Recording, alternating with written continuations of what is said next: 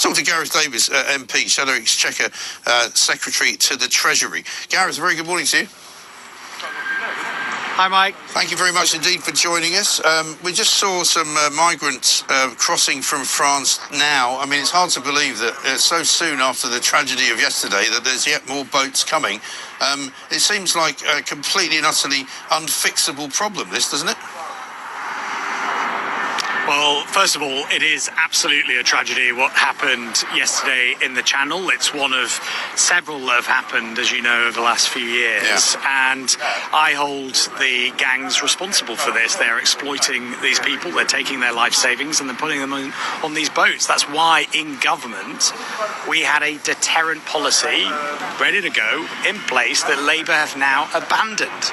They have no alternative plan, no deterrent, and they urgently need to come up with something now that they're in government, because this kind of thing will keep happening. These tragedies will keep happening unless there is a deterrent, unless there's a serious plan in place beyond the rhetoric of just smashing the gangs, whatever that means for Labour. We've got to do something about this. Well, this is it. I mean, John Rentoul just said there that, well, they're making some progress. You know, if they manage to deport more people and send more people home, then that will be a start. Well, it will be if it happens, but it isn't happening. We put in place in government agreements, for example, with Albania, which ensured that Albanian individuals, mainly young men, declined by 90% as a result of an agreement with the government of Albania to send those people back. And I think that's clearly a very important part of this, which is to identify who is coming across, where they're coming from, and to have agreements in place to ensure that they can go back to where they came from, especially if they're coming from safe countries like Albania. But as I said, we had in place in government a policy of deterrent through the Rwanda scheme, through third-party, third-country processing, just like they have in other countries around the world, like Australia. Labour have abandoned this policy without a replacement, and they need to urgently clarify what their plan is to tackle these boat crossings so that more tragedies do not happen in the Channel.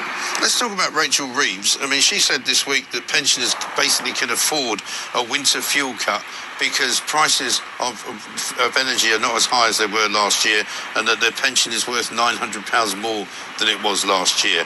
I mean, that's a pretty callous thing to come out with, isn't it? It's incredible, given that, yes, the state pension has gone up by some £900 thanks to the Conservative implemented triple lock, and that resulted in a significant increase in the state pension over the last few years. But just on this winter fuel payment, it's a choice, a political choice to take this support away from pensioners, while at the same time handing out massive bumper pay to public sector unions. That is a political choice. She needs to own that. And by the way, the last thing on this, during the general election, I raised this in the House of Commons yesterday and got no answer. During the general election, the Labour Party made it very clear that they would cut everybody's energy bill, by £300. They are now abandoning that pledge. They will not confirm that that is still party policy. And in fact, bills are going up by 10%. So instead of cutting them, they're going up by 10%, and they're withdrawing the winter fuel allowance from pensioners. It's not good enough. No, it really isn't. No, they don't mention that £300. I mean, surely before the election actually happened, they more or less walked away from it, saying that, oh, well, it might not be £300, it might be a bit less. Oh, well, it might be over 5 years. Oh, well, actually, it might not be anything at all.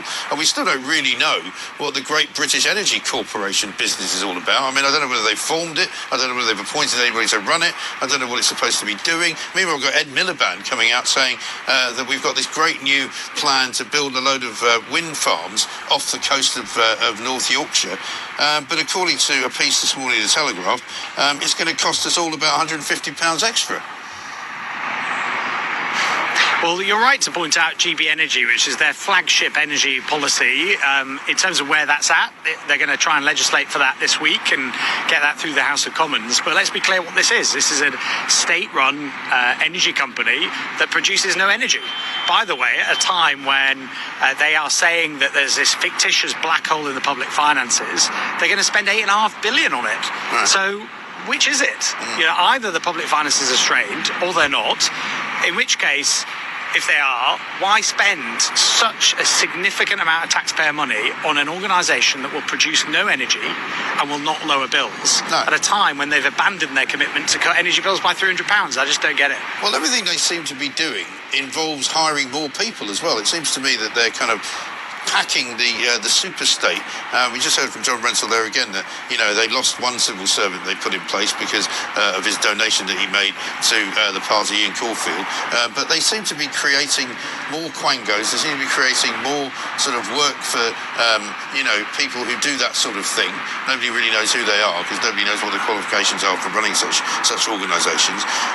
And it's kind of ridiculous what's going on. But because you're, you know, not really in a position to object to much of it, we just have to all swallow it, don't we? Well, we are doing what we can in opposition to oppose these policies. We always knew that they would make the state bigger. We knew that they wanted to raise taxes, and inevitably every Labour government increases debt and unemployment. So we know what the playbook is for Labour. I mentioned it many times in the run-up to the election and during the election, and now in opposition we have to try and hold them to account, working with people like you to ensure that the public know exactly what they are doing to our country. It's not what I believe in. I don't believe that we should have a bigger state. I think we should have a smaller state that works more efficiently.